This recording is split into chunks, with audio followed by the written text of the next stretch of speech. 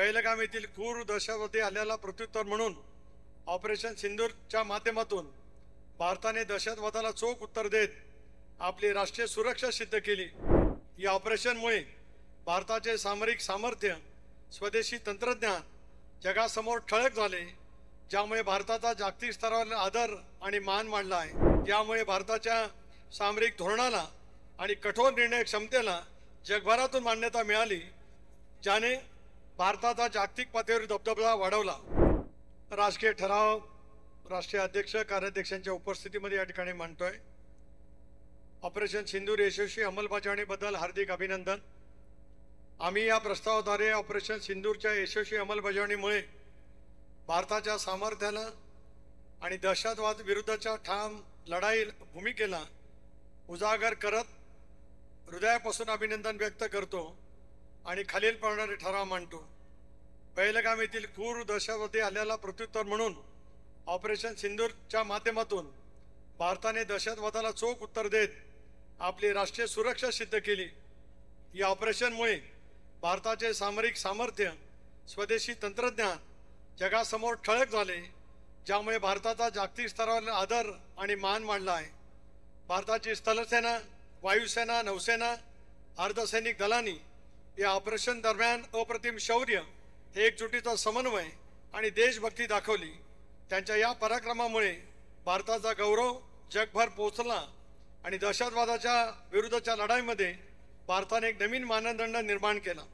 माननीय पंतप्रधान नरेंद्र मोदींच्या प्रेरणादायी आणि दूरदृष्टी नेतृत्वाखाली गृहमंत्री अमित शाह यांच्या कणखर धोरणाने आणि संरक्षण मंत्री श्री राजनाथ सिंह यांच्या कुशल मार्गदर्शनाखाली हे ऑपरेशन यशस्वी झाले।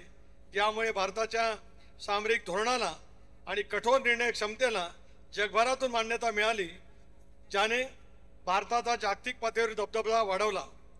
ज्या आत्मनिर्भर भारत आणि मेक इन इंडिया या उपक्रमाअंतर्गत विकसित स्वदेशी शस्त्रास्त्रे आणि तंत्रज्ञानाने ऑपरेशनच्या यशात मोलाची भूमिका बजावली, त्यामुळे भारताच्या तंत्रज्ञानात्मक प्रगतीचा, आत्मनिर्भरतेचा संदेश जगाला मिळाला, ज्यामुळे भारताचा आंतरराष्ट्रीय स्तरावर सन्मान वाढला।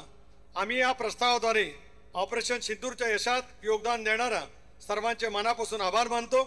धोरणात्मक आणि नियोजन आणि दहशतवादाविरुद्धच्या कठोर व यशस्वी भूमिकेसाठी अभिनंदन करतो।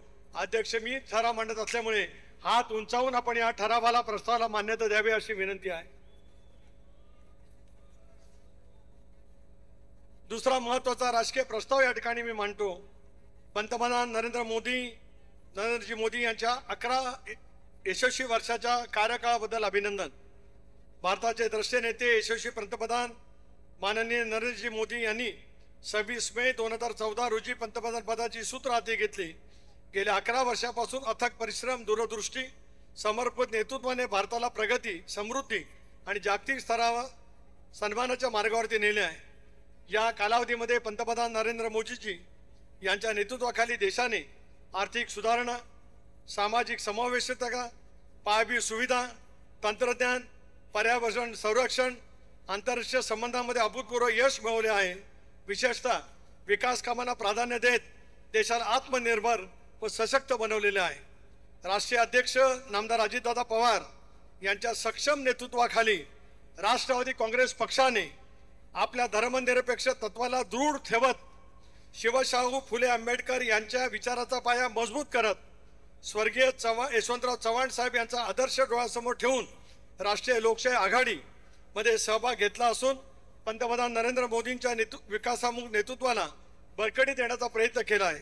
राष्ट्रवादी काँग्रेस पक्षाने एनडीएमध्ये सहभागी होऊन धर्मनिरपेक्षतेची तत्त्वे जपताना आर्थिक, सामाजिक, सर्वांगीण पायाभूत विकास कामांना आणि राष्ट्रीय एकात्मताला प्राधान्य दिलेलं आहे।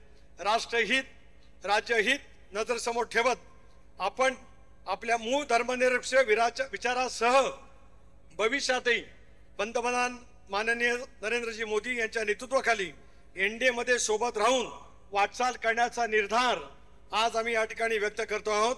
पंतप्रधान नरेंद्र मोदी यांच्या 11व्या वर्षाच्या यशस्वी वाटचालीबद्दल त्यांचं आपण अभिनंदन करतो आहोत। पुन्हा एकदा हात उंचावून या प्रस्तावाला आपण या ठिकाणी मान्यता द्यावी। आपण सारेजण दादांचं भाषण ऐकण्यासाठी या ठिकाणी उत्सुक आहात। मगाशी बोलताना एकच संदर्भ राहिला, 80 साली या महाराष्ट्रामध्ये पहिला बायला अल्पसंख्याक समाजाचा मुख्यमंत्री अंतुलेंच्या रूपाने मिळाला। या राज्यातली आणि देशातली पहिली कर्जमाफी बॅरिस्टर अंतुलेंनी केली आणि त्याचबरोबर ती संजय गांधी निराधारसारख्या योजना त्यांनी त्या कालावधीमध्ये दाखवल्या। सोशल मीडियाच्या भाऊ गर्दीत विश्वासार्हतेने चकाकणारे नाव म्हणजे लेट्सअप मराठी। सगळ्यांना, सगळ्या नागरिकांना ती स्पीच, ती लेट्सअप वरील मुलाखती म्हणजे विचारांचा खजिना। त्यानंतरच्या निवडणुकीमध्ये मला सोडून गेले। बातम्या केवळ वस्तुस्थिती सांगणाऱ्या, न प्रोपगंडा, फक्त जनतेचा अजेंडा। क्योंकि आने वाला कल जाने वाला है, जाने वाला कल आने वाला है। राजकारण, मनोरंजन असो की क्रीडा क्षेत्र, महाराष्ट्राची स्पंदने संवेदनशीलतेने टिपणारे माध्यम म्हणजे लेट्सअप मराठी। जगासोबत एक पाऊल पुढे राहण्यासाठी लेट्सअपचे ॲप, सोशल मीडिया आणि वेबसाईट सोबत कनेक्टेड रहा।